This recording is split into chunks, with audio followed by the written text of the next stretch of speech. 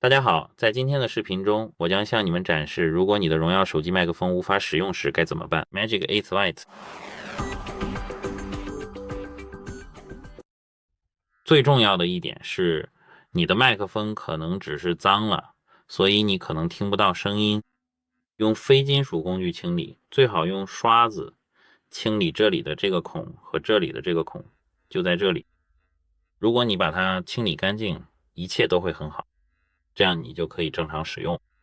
如果你还是有这个问题，你需要重启你的设备，按住电源键和音量加键重启。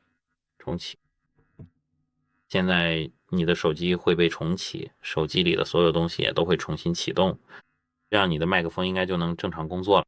如果还是不行，你需要联系设备支持，因为你的设备可能已经损坏，需要修理。再见。